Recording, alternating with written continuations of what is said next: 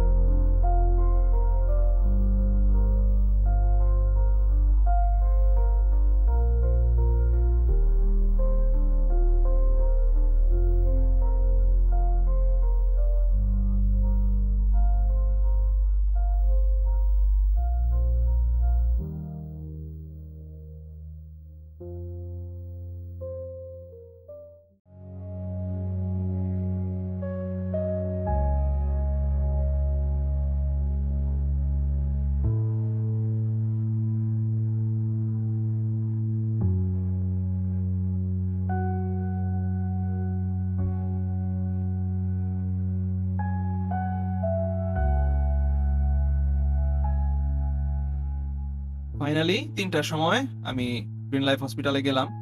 তো সেইখানে অনেকদিন পর আমার মিত্রর সাথে দেখা সাক্ষাৎ। তো ছিলাম, অনেকক্ষণ ছিলাম, প্রায় 2 ঘন্টার মতো ছিলাম ওর সাথে।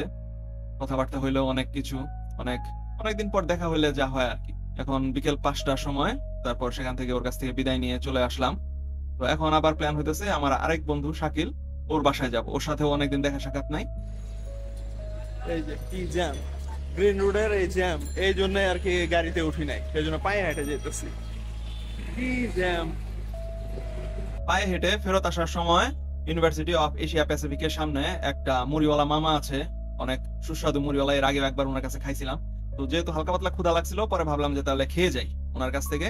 পরে তারপর একটা 30 টাকা নাকি 40 টাকা দিয়ে একটা ডিম মুড়ি নিলাম, মজা করে। তারপর সেটা খেয়ে আবার রিচার্জ হয়ে এনার্জি গ্যাদার করে তারপর আবার গেলাম শাকিলের বাসায় পায়ে হেঁটে। এরপর প্রায় 6টার সময় শাকিলের বাসায় পৌঁছে গেলাম। তো সেখানে গিয়ে আড্ডাবাজি, মজা মাস্তি। আর শাকিল একটা ভেব দেখাইলো, নতুন একটা হানি মিন্ট ফ্লেভারের মনে হয় ছিল, একটা ভেব দিল। তো সমানে আর কি এই ভেবটা টানতে থাকলাম আর ভিডিও করে মানে ভাব মারতে থাকলাম, আর নিজেকে এত নায়ক নায়ক ভাবা শুরু করলাম।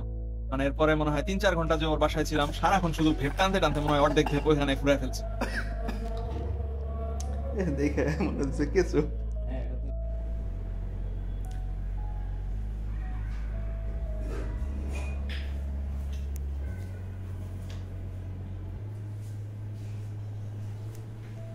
ভেবটার ফ্লেভার হানি মিন্ট, আসলেই অনেক মজার ছিল ভেবটা, মনে হয় মুখের মধ্যে মধু লাগে রয়েছে। তো ভেব তো আমি সচরাচর আর কি ভেব টেপ টানি না মাঝে মধ্যে, যেহেতু আমি একজন নন স্মোকার। ওর বাসায় এর আগেও কয়েকবার, এর আগে মনে হয় 2-1 বার আর কি ভেব টানছি। তো এইবারের যেটা দিছে এটা আর কি ও থাইল্যান্ড গেছিল, থাইল্যান্ড থেকে মনে হয় নিয়ে আসছে। ফ্লেভারটা টোটালি ডিফারেন্ট, খুব ভালো লাগতেছিল এই জন্য টানতে। তো আমি সারাক্ষণ শুধু ভেব টানতে টানতে মানে কত রকম ভাবে ধোঁয়া ছাড়া যায় চেষ্টা করলাম, কিন্তু বেশি ধোঁয়া ছাড়তে পারলাম না, স্টাইল মারতে পারলাম না, যেহেতু ভেবটা আমার অভ্যাস নাই এত ওই রকম। তো বেশি একটা ধোঁয়া মুখে জমাইতে পারি না, তার আগেই দম ফুরায় যায়। তো এরকম অনেকক্ষণ ভেব টানার পরে তারপর রাতের বেলা আমরা একটু ছাদে গেলাম। তখন হচ্ছে ডিসেম্বর মাস, ঠান্ডা। ছাদে যেয়ে খুব একটা সুবিধা করতে পারলাম না, যেহেতু আমার কাছে গরম কাপড় কিছু ছিল না। তো ছাদে যে বেশিক্ষণ থাকতে পারলাম না, ঠান্ডায় জমে যেতেছিলাম। তোর ছাদে থেকে যে ভিউটা দেখা যায়, চমৎকার একটা ভিউ। এক পাশে সংসদ, আরেক পাশে হচ্ছে এলিভেটেড এক্সপ্রেসওয়ে। তো এই হইলো গিয়ে কারবার। তো ওর বাসায় আড্ডাবাজি করতে করতে রাত প্রায় 10টা বাজায় ফেলছি, এখন বাসায় যেতে হবে। তো আজকের ভিডিও এখানেই শেষ। টাটা, বাই বাই, সবাই ভালো থেকো।